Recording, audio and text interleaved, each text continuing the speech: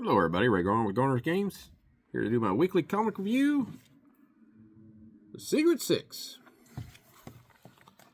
Now this book here is in a direct sequel to mainly the stuff that happened on the Absolute Power storyline and the prequel to that, the Suicide Squad.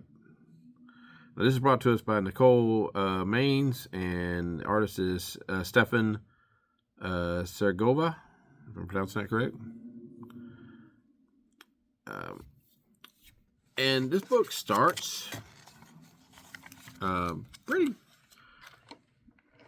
just straightforward. We have prison break going on with Bizarro and Superboy, or I keep calling him Superboy, Superman. John Kent, he is, stopping him and pretty much going all out. Pretty rough. He takes off the robotic arm that's been attached to Bizarro. Looks like he's about to beat him down. And as soon as that's over, we get past our splash page, we go to Dreamer, and she is about to go underneath some sort of procedure. And right as it's starting up, let's get close on that one, a whole bunch of undead,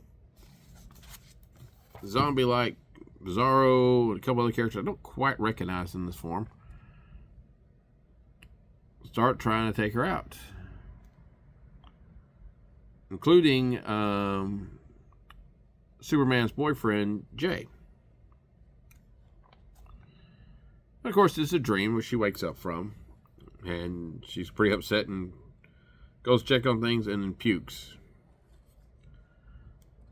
And Superman is headed back to his apartment. And Jay is continuing to watch Waller. And they kind of go back and forth over his attitude after everything that happened with Waller in Absolute Power.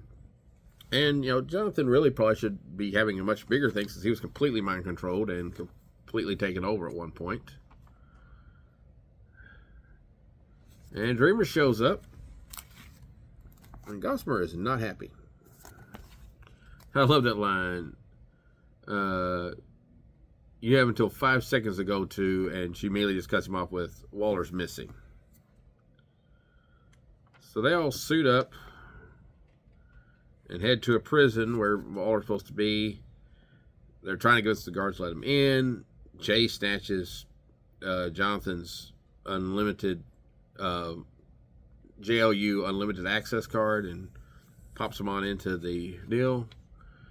And the first person they go talk to is Black Alice, saying she knows where Waller is, but her conditions for telling them is they have to let her out. And they're immediately cornered by guards who are firing syringes at them. Which Dreamer's like, just like in my dream.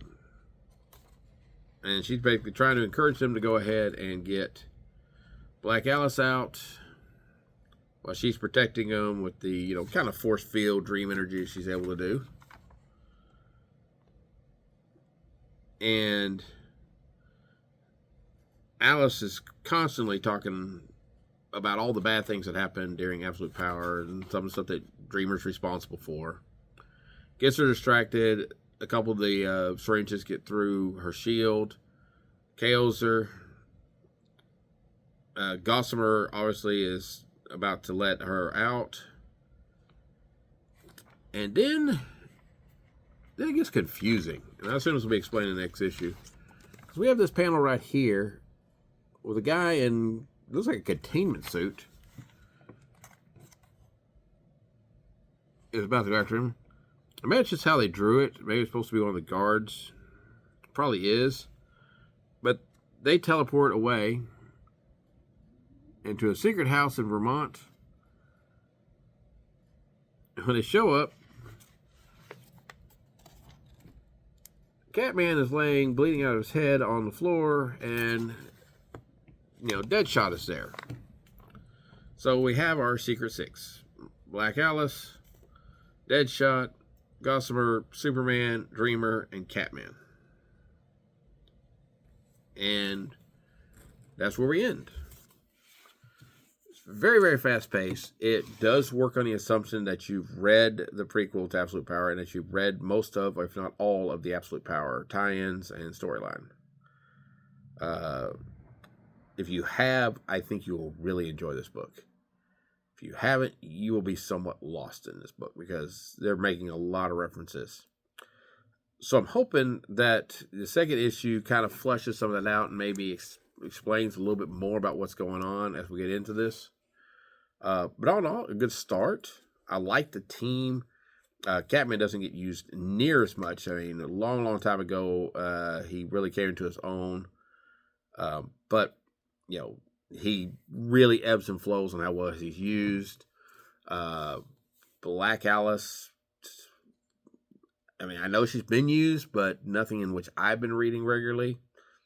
I do really like the Dreamer character, so I'm glad to see her back in the forefront in a book again. I do like Jonathan Kent. Not a big fan of Gossamer. I do think that's part of the intent is that, kind of make you question, because I do think eventually he is going to be the Lex Luthor for this Superman. I may be wrong, but that's my theory at least. And of course, Deadshot's always great to have in a group because he's kind of a no-nonsense character.